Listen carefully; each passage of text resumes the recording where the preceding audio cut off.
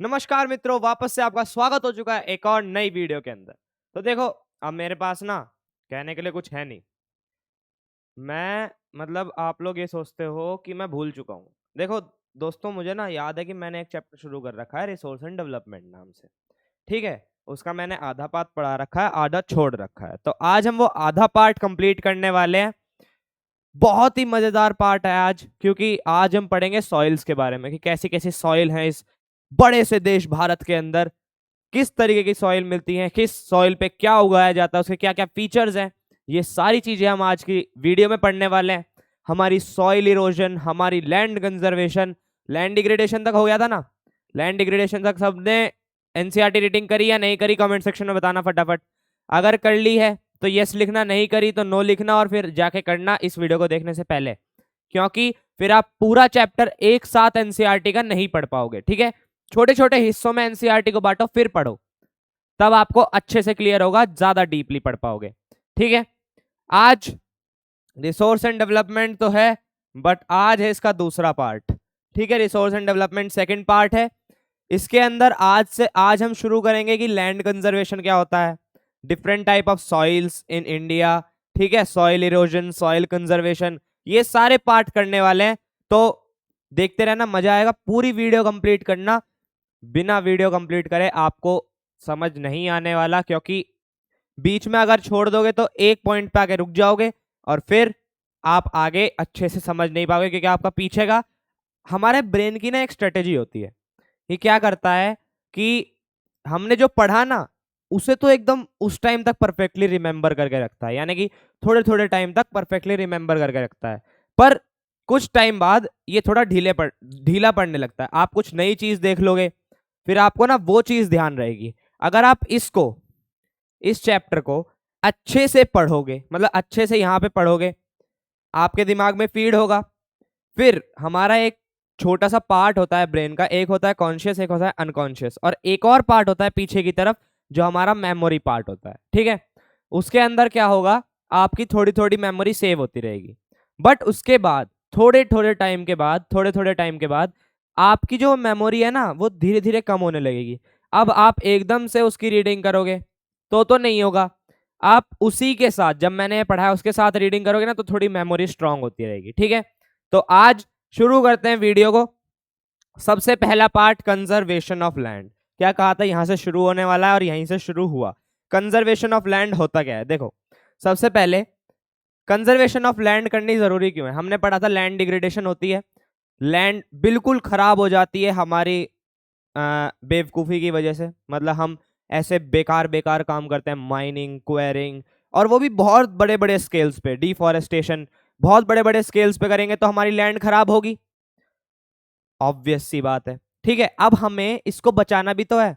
हम अपनी धरा को खराब कर देंगे तो क्या ये धरा हमें रहने की इजाजत देगी? नहीं देगी ना। हम भी किसी टाइम के बाद, आने के बाद खत्म हो जाएंगे।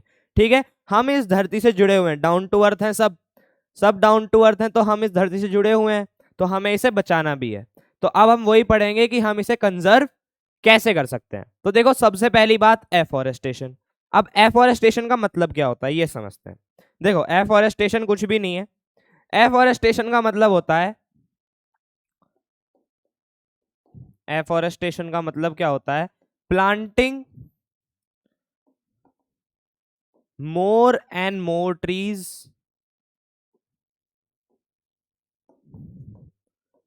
Bye deducing deforestation. अब हमने डिफॉरेस्टेशन पिछली वीडियो में पढ़ा था, क्या था?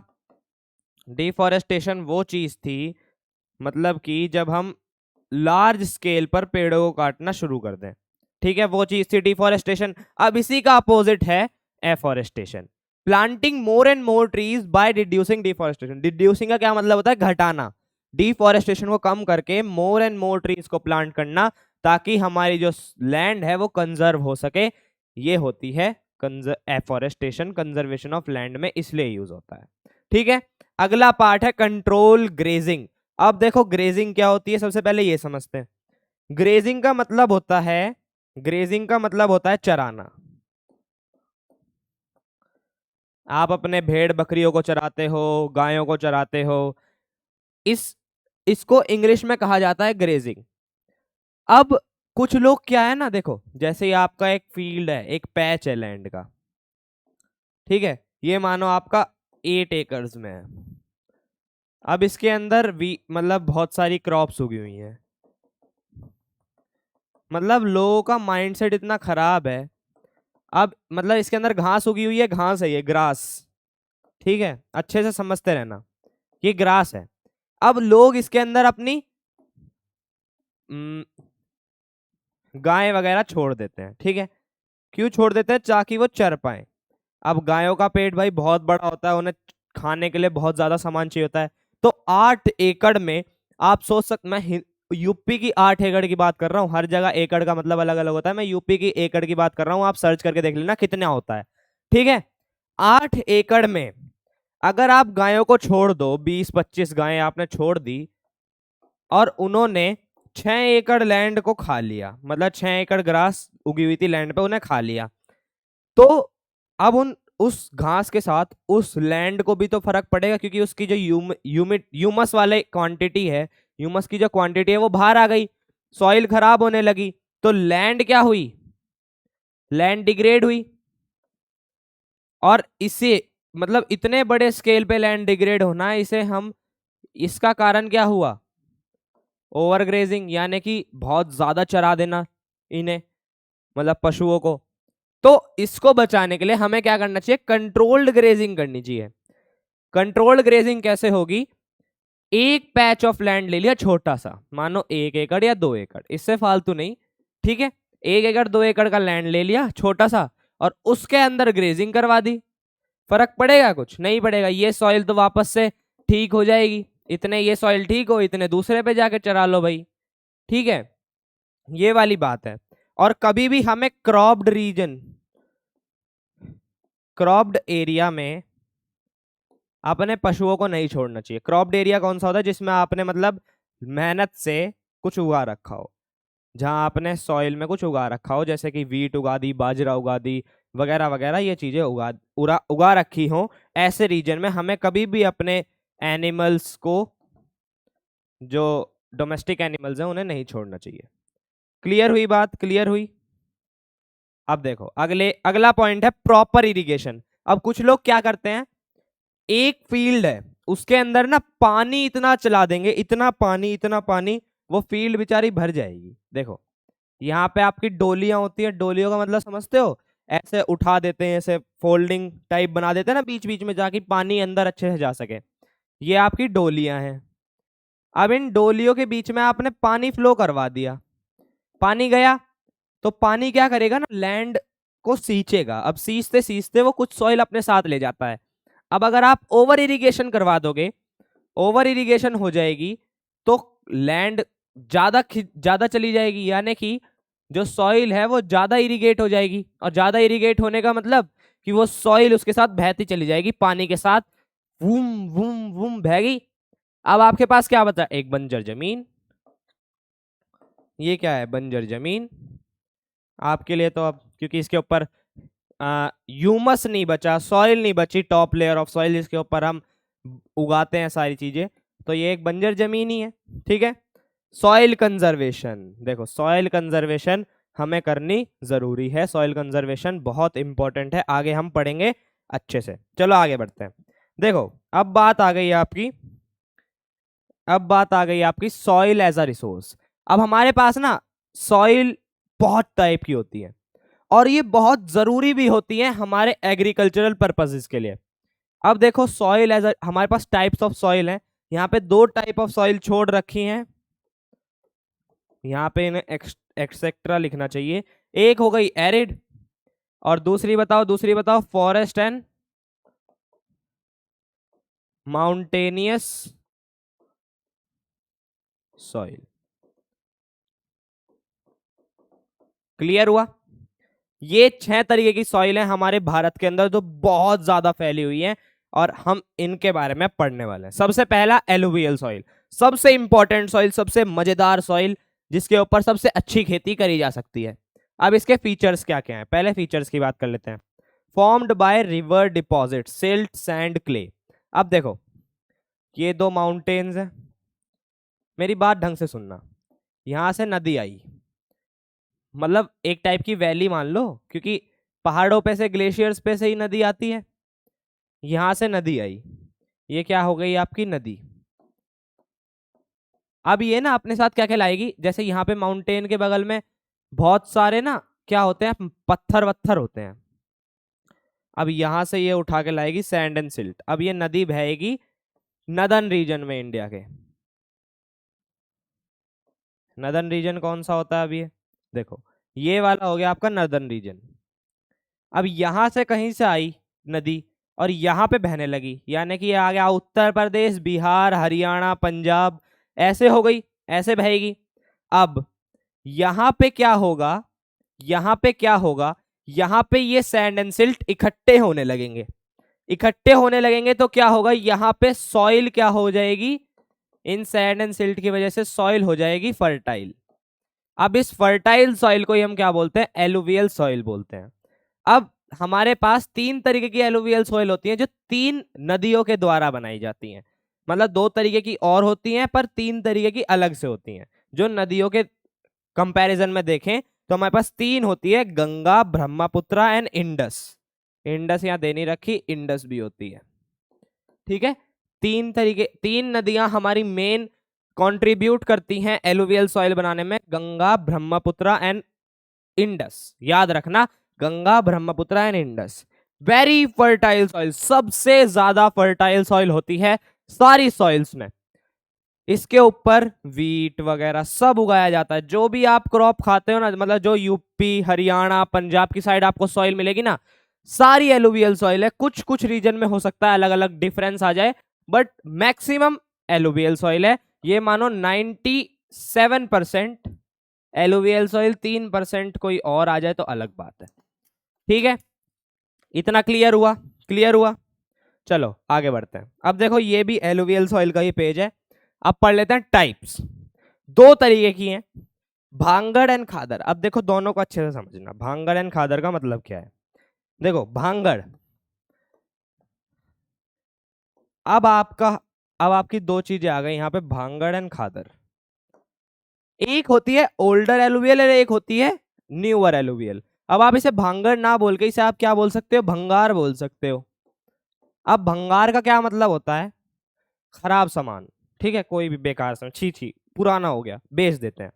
तो ये क्या है, ओल्डर एलुवियल है, ठीक है।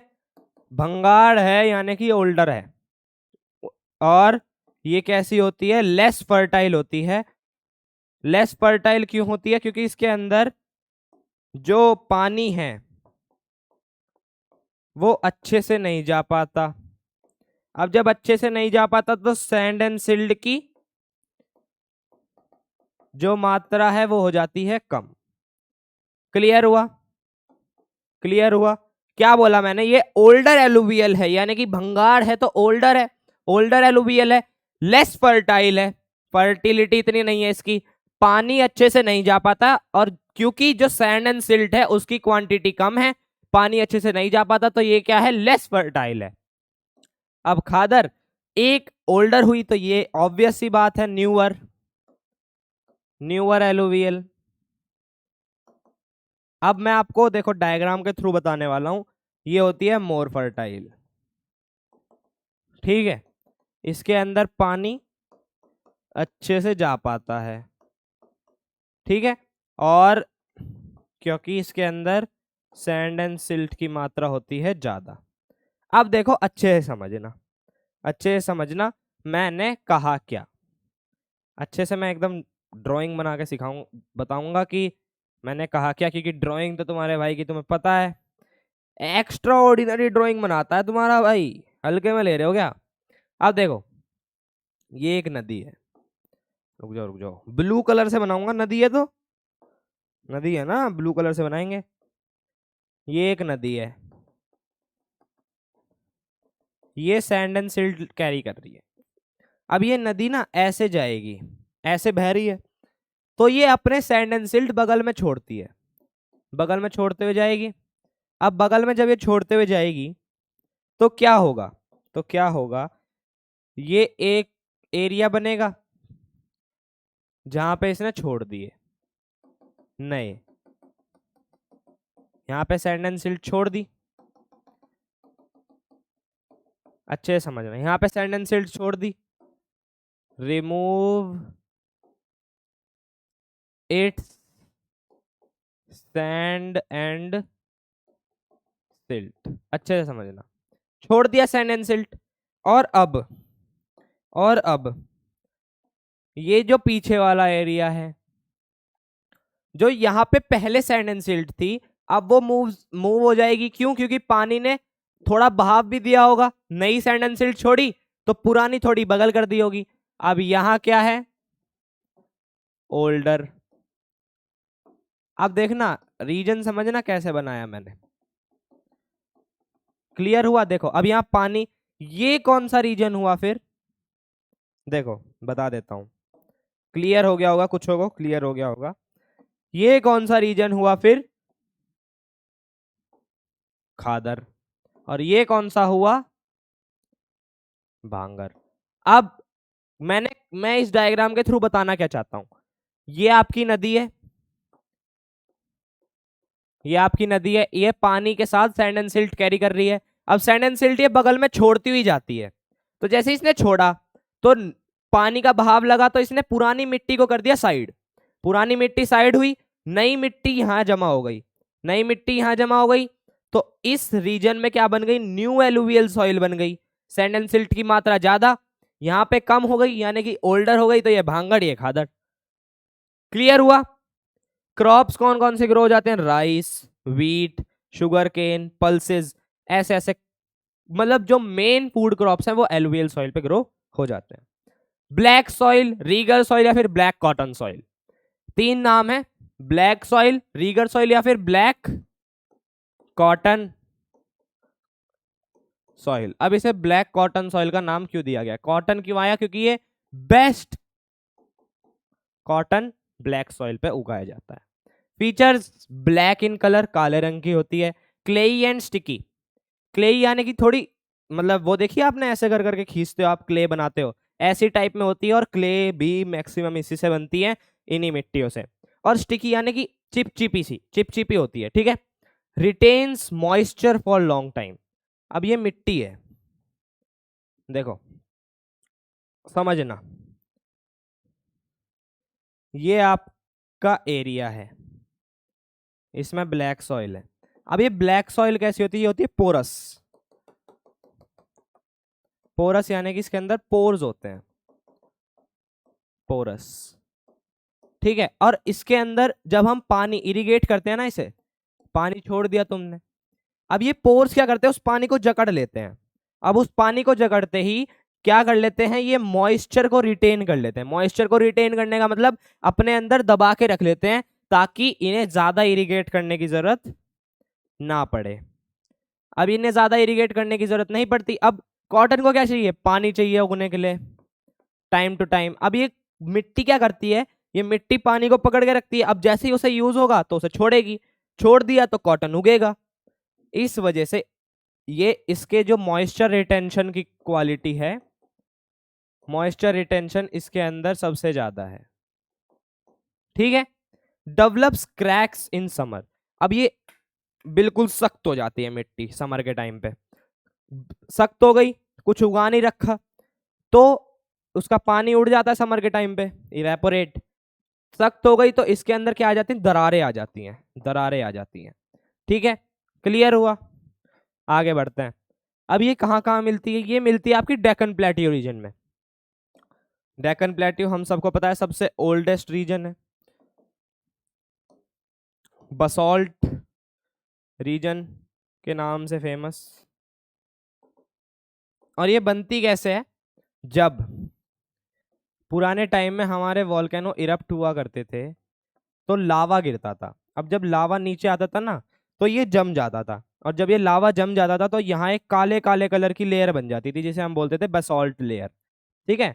बसॉल्ट लेयर को जब तोड़ते हैं तब बनती है काली मिट्टी, और ये होता है हार्ड, तो ये वेदरिंग से टूट जाता है। समझे? समझे?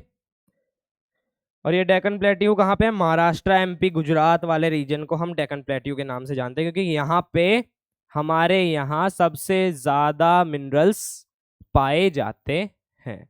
ओडिशा वाले रीजन में भी पाए जाते हैं, क्योंकि वो छोटा नागपुर रीजन है। अब बात कर लेते हैं किसके लिए बेस्ट है। ब्लैक कॉटन के लिए बेस्ट है, ब्लैक कॉटन सॉइल के नाम से जाना जाता है, बता दिया। अदर क्रॉप्स, वीट उगा लो, शुगर केन उगा लो, ऑयल सीड्स उगा लो। ऑयल सीड्स होते हैं जैसे आपके ग्राउंड नट, मतलब सीड्स का पता है ना आपको। अब जैसे सीड्स होते हैं, नट्स वगैरह होते हैं ना, आपने देखा बादाम का तेल, इसका तेल, उसका तेल, तो ये इन सारे को बोलते हैं ऑयल सीड। ऐसे सीड जिनके अंदर से हम तेल निकाल सकें, लिनसीड, सनफ्लावर सीड, ऐसे ऐसे सीड्स को हम बोलते हैं ऑयल सीड्स। ठीक है, आगे बढ़ते हैं। अब आ गई रेड एंड येलो सॉइल, लाल और पीली मिट्टी। लाल पीली मिट्टी बहुत यूजफुल है एक तरीके से हमारे मिलेट्स उगाने में। मिलेट्स क्या होते हैं? इनके अंदर सबसे ज्यादा क्वांटिटी होती है, इनके अंदर सबसे ज्यादा क्वांटिटी होती है किस चीज की? कार्ब्स की, यानी कि मतलब कार्ब्स वगैरह इनके अंदर बहुत भरपूर मात्रा में पाए जाते हैं, फाइबर्स की, अलग अलग चीजों की। पल्सेस प्रोटीन्स के लिए ग्राउंड नट, ये नट वगैरह आ गए ऑयल सीड्स आपके। फीचर्स इसके क्या हैं?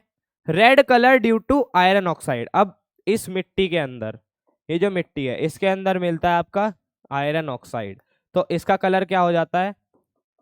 इसका कलर हो जाता है लाल। आपने देखा होगा रस्ट जम जाती है जब एक आयरन के उस पे, तो लाल टाइप कलर हो जाता है इसका, रेडिश रेडिश ब्राउन टाइप। ऐसा ही कलर इस मिट्टी का होता है, लाल कलर का। ठीक है, रेडिश ब्राउन टाइप क्यों होता है? क्योंकि इसके ऊपर इसके अंदर होता है आयरन ऑक्साइड। अब ये जब आयरन ऑक्साइड जब हाइड्रेट हो जाता है, हाइड्रेट हो गया, इसमें भी केमिस्ट्री जोड़ दी भैया आपने।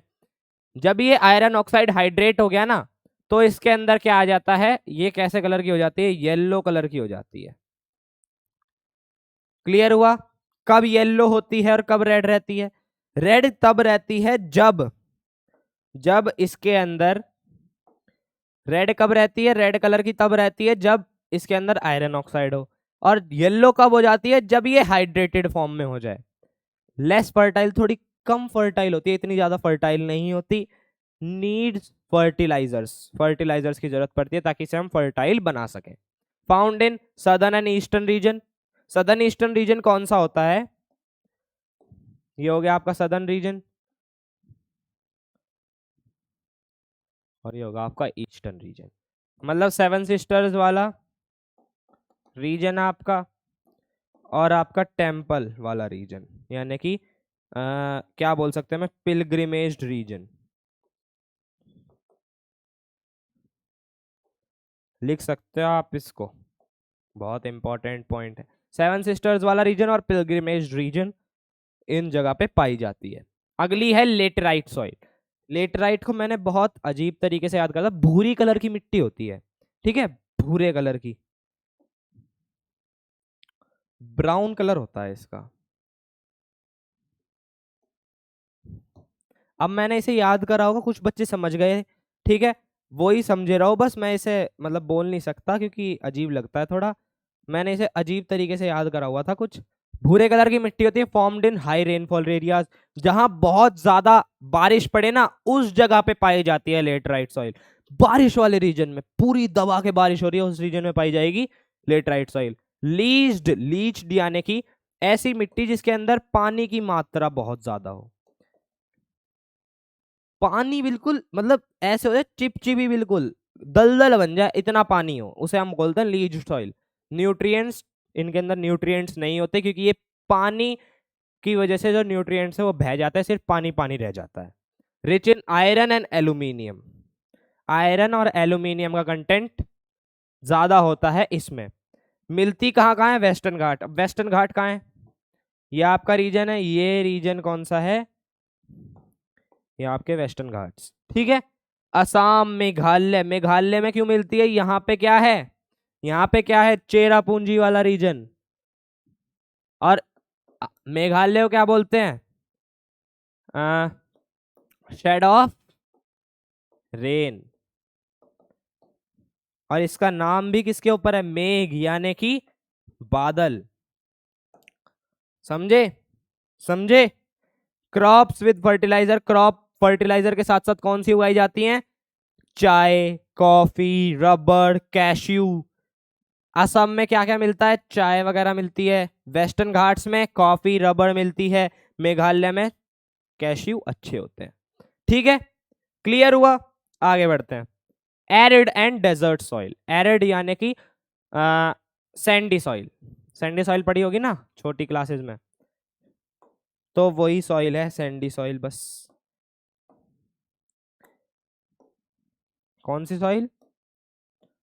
सैंडी सॉइल, वही एरिड सॉइल है। सैंडी, लो मॉइस्चर, पानी नहीं होता, देखा होगा आपने जब आप रेगिस्तान वगैरह में जाते हो, राजस्थान वगैरह एरिया में, थार डेजर्ट में जाके देखना कभी, वहां दिखेगा बिल्कुल पानी नहीं होता इन मिट्टी में।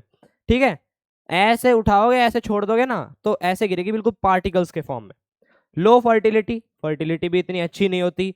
सैलाइन, सैलाइन का मतलब इसके अंदर क्या होता है? सॉल्ट कंटेंट होता है। किस चीज का कंटेंट होता है? सॉल्ट। एल्कलाइन होती है थोड़ी सी, एल्कलाइन नहीं मतलब सैलाइन होती है, यानी कि सॉल्टी होती है। नमकीन टाइप की मिट्टी होती है, खा के मत देखना, बहुत हानिकारक होती है ऐसी मिट्टी, सैलाइन होती है। ठीक है, समझ में आया? फाउंड इन राजस्थान, गुजरात, वही वाला रीजन। अरे अरे ये क्या हो गया? किसके लिए है? इरिगेशन के बाद जो क्रॉप्स उगाई जाती हैं वो है बाजरा, वीट, बार्ले। आपने देखा होगा राजस्थान में बहुत ज्यादा वीट होती है, वीट अच्छी खासी मात्रा में होती है राजस्थान में। राजस्थान कौन सा रीजन होता है? ये वाला है ना, ये राजस्थान वाला रीजन आ गया आपका। इसके अंदर वीट होती है थोड़ी, इधर अरावली से इधर इधर, अरावली से इधर इधर साइड, इधर इधर साइड अरावली से वीट अच्छी होती है। क्यों होती है? क्योंकि यहाँ पे इरिगेशन के लिए चीजें हैं, यहाँ पे नहीं है थार में, यहाँ थार डेजर्ट वाला रीजन आ जाता है। ठीक है, ये वाली बात समझ में आया? आगे बढ़ते हैं। फॉरेस्ट एंड माउंटेन सॉइल, ये आप गए हो कभी घूमने देहरादून और एक्सेट्रा एक्सेट्रा, जम्मू कश्मीर वगैरह, लेह लद्दाख वगैरह, वहां पे आपने देखी होगी बहुत हार्ड मिट्टी जहाँ पे पाइन वगैरह उगाए जाते हैं। पाइन के पेड़ देखे? पाइन के, गदराए पाइन, हिंदी में एक चैप्टर आएगा आपका, साना साना हाथ जोड़ी, वहां पे आप पढ़ोगे गदराए पाइन। ठीक है, तो वहां पे जो forest and mountain soil, pine forest and mountain soil के ऊपर ही उगाए जाते हैं। फाउंड इन हिली एंड माउंटेनियस रीजन, नाम से ही पता चल रहा है। Rich in organic matter, organic matter मतलब कि यहाँ जो जानवर मरते हैं ना वो मिट्टी में ही हो जाते हैं। मिट्टी में उनका क्या बन जाता है? ह्यूमस बन जाता है। जानवर मरा, कोई पौधा मर गया, उसकी जो dead and decaying area, dead and decaying matter है, वो मिट्टी के अंदर दफन हो जाता है, धीरे धीरे उसका ह्यूमस बन जाता है। ह्यूमस क्या होता है? ह्यूमस वो कंटेंट होता है जिसके अंदर फर्टिलिटी होती है, to give to a soil, मतलब यही सॉइल को फर्टिलिटी प्रोवाइड करता है। टाइप चेंजेस विद ऑल्टीट्यूड, नीचे थोड़ी फॉरेस्ट सॉइल, जैसे जैसे आपकी हाइट बढ़ती जाएगी, ऑल्टीट्यूड बढ़ता जाएगा, वैसे वैसे क्या होती जाएगी? इसके टाइप चेंज होने लगेंगे, थोड़ी माउंटेनियस फॉर्म में आने लगेगी। आपने देखा होगा एक छोटा पहाड़ एक बड़ा पहाड़, ठीक है, देखो देखो देखो, एक छोटा पहाड़ एक बड़ा पहाड़, यहाँ पे एक पेड़ उगा हुआ है, ठीक है, ये थोड़ा छोटा होगा, और यहाँ पे जो पेड़ उगा होगा ये थोड़ा लंबा होगा। क्यों होगा? क्योंकि यहाँ पे जो जो सॉइल है वो क्या है? वो इसी के लिए बनी हुई है, इस पेड़ के लिए बनी हुई है जो यहाँ पे नहीं है। ठीक है, यहाँ पे थोड़े छोटे पेड़ उगते हैं, यहाँ पे थोड़े बड़े पेड़ उगते हैं, ऑल्टीट्यूड के हिसाब से टाइप चेंज होता है सॉइल का। ठीक है, हिमालयाज, सबसे इंपॉर्टेंट माउंटेन सॉइल कहाँ मिलती है? हिमालयाज। हिल रीजन आपके, जिसे आप वो बोलते हो ना, कौन से स्टेशन बोलते हो? हिल स्टेशंस, उन जगहों पे भी आपको देखने के लिए मिल जाएगी, देहरादून नैनीताल वगैरह में देखने के लिए मिल जाएगी। किसके लिए होती है? चाय, कॉफी, स्पाइसेस। ये स्पाइसेस ब्रिटिश टाइम में बहुत इंपॉर्टेंट थे, तो इस वजह से हमारे यहाँ माउंटेन पे पहले स्पाइसेस उगाए जाते थे। फ्रूट, कश्मीर दी बोतल में, सॉरी सॉरी सॉरी, कश्मीर के सेब सुने होंगे आपने, कश्मीरी सेब, कश्मीरी एप्पल्स सबसे ज्यादा खतरनाक होते हैं, क्योंकि वहां पे ना एप्पल्स के ऑर्चार्ड्स होते हैं। ऑर्चार्ड्स का मतलब होता है बगीचे, एप्पल के पेड़ के बगीचे होते हैं, वो गिरवाते हैं मतलब पेड़ पे से तोड़े जाते हैं एप्पल, बिल्कुल ताजे ताजे ताजे एप्पल्स, ठीक है, वो तोड़े जाते हैं और वही सप्लाई करे जाते हैं। यहाँ पे बहुत मीठे सेब होते हैं, और भी बहुत सारे फ्रूट होते हैं, लीची, ठीक है, आपका ऑरेंजेस वगैरह, और चार्ट्स हैं यहाँ पे हर एक चीज के, ठीक है। इन चीजों के लिए बहुत ज्यादा इंपॉर्टेंट है। आगे बढ़ते हैं। Soil erosion, removal of top layer of soil, इसे हम बोलते हैं सॉइल इरोजन। किसी भी मेथड से हो रहा है, आपको कोई मतलब नहीं है। ये है टॉप सेडिमेंट्री, आगे कुछ होता है, और फिर बेडरॉक, क्योंकि मैंने पढ़ा नहीं है इतना सॉइल्स के बारे में, I am not an expert. फिर बेडरॉक। तो कुछ भी प्रोसेस हुआ और उससे top layer of soil remove हो गई, ठीक है, टॉप रिमूव हो गई, नीचे बच गई सेडिमेंट्री, ठीक है। अब इसके ऊपर अच्छे से उगाया नहीं जाता क्योंकि इसके अंदर पत्थर होते हैं थोड़े मोटे मोटे, टॉप सॉइल से थोड़े मोटे से पत्थर होते हैं, तो इसके अंदर अच्छे से उगाए नहीं पाते। Removal of top fertile layer of soil is known as soil erosion. ये है कॉजेज। क्या क्या हो सकते हैं? विंड, हवा आई, टॉप लेयर ऑफ सॉइल गई, ठीक है, हवा आई, टॉप लेयर ऑफ सॉइल गई। फिर वाटर, पानी चला दिया भाई, इरिगेशन कर दी, लो लो लो इरिगेशन, ठीक है, इरिगेशन होते ही, इरिगेशन हुई, top layer of soil remove होती गई, रिमूव होती गई। ये है ह्यूमन एक्टिविटीज। पढ़े थे ना लैंड डिग्रेडेशन के प्रोसेस, बताया था उसमें सॉइल इरोजन, तो वही बात बता रहा है। जैसे कि आपका डिफॉरेस्टेशन, माइनिंग, ये सारी चीजें, माइनिंग, ओवरग्रेजिंग, ये सारी चीजें बता रहा है, ठीक है, ओवर इरिगेशन, ये सारी चीजें बताने की बात कर रहा है। और कभी कभी एजेंट्स के द्वारा भी हो जाता है। एजेंट्स कैसे? कोई एनिमल आ गया, उसने उड़ा दी पूरी सॉइल, ठीक है, ये वाली बात। अब आ जाओ सॉइल कंजर्वेशन मेथड्स। 4 मेथड पढ़ाए हैं इसमें। टेरेस फार्मिंग, देखो माउंटेन्स पे ना ऐसे कर करके आपने देखा होगा, ऐसे बना देते हैं। ये किस लिए होता है? ताकि आप सॉइल को बचा पाओ।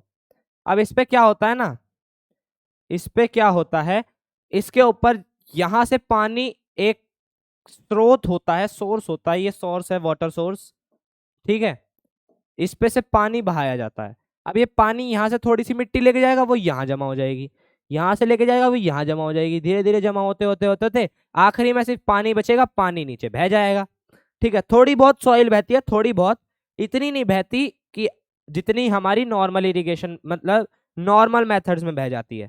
तो यहाँ से पानी निकाला, पानी आया, थोड़ी सी सॉइल यहाँ से निकली इस वाली टॉप लेयर पे से, वो यहाँ जमा हो गई, यहाँ से जो निकली वो यहाँ जमा हो गई, ऐसे करते करते थोड़ी सी सॉइल रह जाती है, आखिरी में वो निकल जाती है और बाकी बच जाती है। कॉन्टूर प्लोइंग क्या होता है? देखो मैंने आपको बताया डोलिया बनाई थी, वैसी डोलिया बनाते हैं।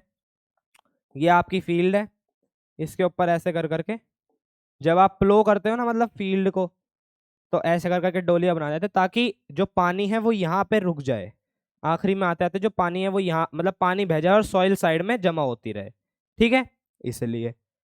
समझ में आया? मतलब ये मैंने आपको फ्रंट व्यू दिखाया था, ये मैंने आपको फ्रंट व्यू दिखाया था इसका। फ्रंट व्यू कैसे? इसके पीछे है ऐसे डोली,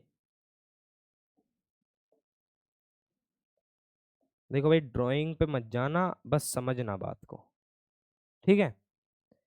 ऐसे कुछ डोली है, यहाँ पे आपने उगा रखी हैं चीजें, इसके ऊपर उगा रखी हैं, और यहाँ से आप पानी बहा रहे हो, तो यहाँ पे वो पानी इरिगेट करेगा, इन डोलियों को पानी इरिगेट करेगा, इरिगेट करने के बाद पानी बह जाएगा यहाँ से, और सॉइल का कुछ भी नुकसान नहीं होगा। ये है contour ploughing. Strip cropping, strip cropping का मतलब ये आपकी फील्ड है, ऐसे ऐसे आपने उगा रखा है, स्ट्रिप्स में आपने उगा रखी हैं और बीच में से आप पानी बहा रहे हो, ठीक है, बीच में से आपने पानी बहा दिया, तो कोई भी सॉइल को नुकसान नहीं पहुंचेगा, सॉइल कंजर्व रहेगी। फिर आपकी शेल्टर बेल्ट्स। अब देखो ये आपकी फील्ड है, बड़ी फील्ड, ठीक है, और इसके कॉर्नर्स में ना आपने उगा दिए पेड़, और वो भी एक बहुत ही अच्छे मैनर में, बिल्कुल आमने सामने,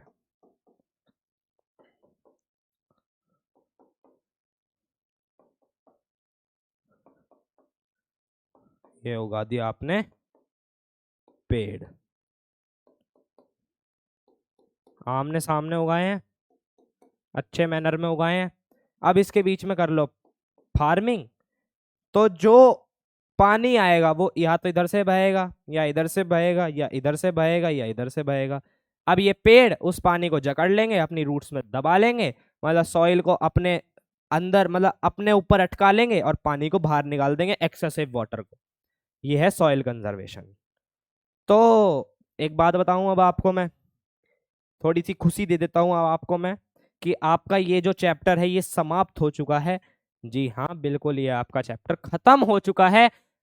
बस एक गुजारिश है भैया, हाथ जोड़ के विनती करता हूं, एनसीईआरटी पढ़ लेना, नंबर अच्छे ले आना, पेरेंट्स थोड़े खुश हो जाएंगे, ठीक है।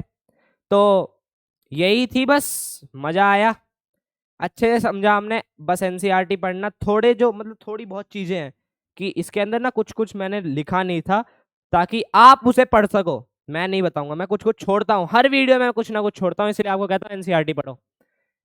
तो इसके अंदर मैंने क्या नहीं लिखा था, पोटेशियम कंटेंट वगैरह नहीं लिखा था, कैल्शियम होता है किस सॉइल में किस में नहीं होता, वो आपको खुद पढ़ना है, आपकी ड्यूटी है, आपका होमवर्क है कि आप एनसीईआरटी पढ़ोगे और इसकी बैक एक्सरसाइजेस सॉल्व करोगे।